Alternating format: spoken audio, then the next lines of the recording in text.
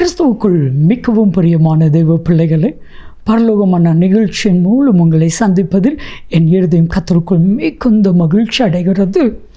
இன்றைய பரலோகமன்னா, நான் உன்னை மறப்பது இல்லை. யார் மறந்தாலும் சரி, சர்வ வல்லமையில் தேவனாக்கிய கர்த்தர் உங்களை ஒரு நாளும் ஒருபோதும் மறப்பதே இல்லை. வேதம் சொல்லுது, ஏசாயா 44:21 வாசித்து பாருங்க. இஸ்ரவேலே, நீ என் தாசன், யாக்கோபே, நீ என் தாசன், நான் உன்னை மறப்பது இல்லை, நீ என்னால் மறக்கப்படுவது இல்லை. என் அன்பு தேவ பிள்ளைகளே, உண்மையாகவே நான் ஒரு காரியம் சொல்லட்டுமா? நீங்கள் 1000 நன்மை செய்யுங்க, அந்த 1000 நன்மையும் மறந்துடுவாங்க. ஆனால் தெரியாமல் செய்த ஒரே ஒரு தீமையை மறக்காமல் யானை மாதிரி வச்சுக்கிட்டே இருப்பாங்க. அதுதான் மனிதர்கள். நீங்கள் செய்கிற ஆயிரக்கணக்கான உதவிகள், ஆயிரக்கணக்கான நன்மைகள் எல்லாத்தையும் நொடி பொழுதில் மறந்து விடுவார்கள்.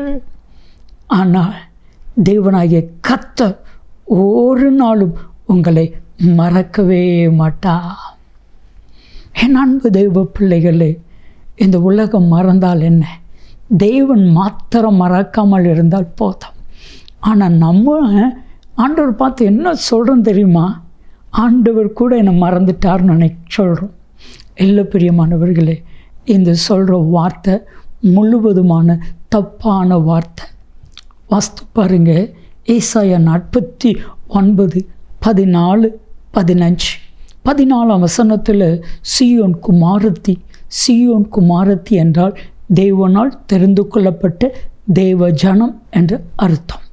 சீயோன் குமாரத்தி சொல்கிறார், ஆண்டவர் என்னை மறந்தார், ஆண்டவர் என்னை கைவிட்டு விட்டார் என்று. ஆண்டவர் அதற்கு பதில் சொல்கிறார் தெரியுமா? கோபமே படாமல் ஆண்டவர் பதில் சொல்கிறாரு, ஸ்திரீயானவள் தன் பாலகனுக்கு இறங்காமல் தன் பாலகனை மறப்பாளோ? நான் அந்த ஒரு கேள்வியை கேட்டேன் ஒரு கூட்டத்தில். நிறைய தாய்மார் சொன்னாங்க, இல்லை மறப்பது இல்லை. நான் சொன்னேன், எத்தனையோ சிச்சுவேஷனில் நீங்கள் மறந்துருக்கீங்க. பைபிள் ஒரு நாள் போய் சொல்வதில்லை, தாய் தன் பாலகனை மறந்தாலும் நான் உன்னை மறப்பது இல்லை. எவ்வளவு பெரிய வார்த்தை! ஒரு காரியம் தெரியுமா?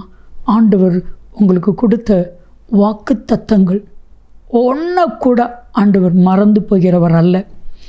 மனுஷன் சொல்லிட்டு மறந்துடுவான். ஒரு நாள் ஒரு சகோதரர் என்கிட்ட பேசும் பொழுது சொன்னாங்க, பிரதர், எங்கள் அண்ணன் எனக்கு இந்தந்த காரியத்தெல்லாம் செய்வேன்னு சொன்னாங்க. ஆனால் இப்போ கேட்டால் நான் சொல்லவே சொல்லலை அப்படின்னு சத்தியம் பண்ணுறாங்க. ஒன்று, உண்மையாக அவங்க மறந்துருக்கணும், இல்லைன்னா அதை எனக்கு கொடுக்கக்கூடாதுன்னு நினச்சிருக்கணும். ரெண்டும் ஆண்டவரிடத்தில் இல்லை. ஆண்டவர் மறக்கவும் மாட்டார், கொடுக்கணும்னு நினச்சதை கொடுக்காமல் இருக்கவும் மாட்டார். மனுஷங்க நம்மளை மறந்துடுவாங்க. தாவீது புலம்புகிறான். சங்கீதம் 31:12 வாக்கியத்தை வாஸ்து பாருங்க. செத்தவனை போல எல்லாராலும் முழுவதும் மறக்கப்பட்டேன், உடைந்த பாத்திரத்தை போல ஆனேன். ஒரு பாத்திரத்தை பயன்படுத்தும் பொழுது அது யூஸ் ஆகும். ஆனால் அதே இது உடஞ்சிச்சின்னா குப்பை தொட்டியில் கொண்டு போடுறதுக்கு தான் யூஸ் ஆகும்.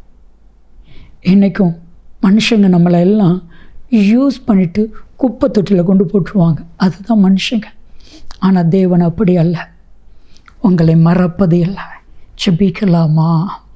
அன்பின் தகப்பனே, நீர் உம்முடைய பிள்ளைகளை மறவாமல் நினைத்தருளும்.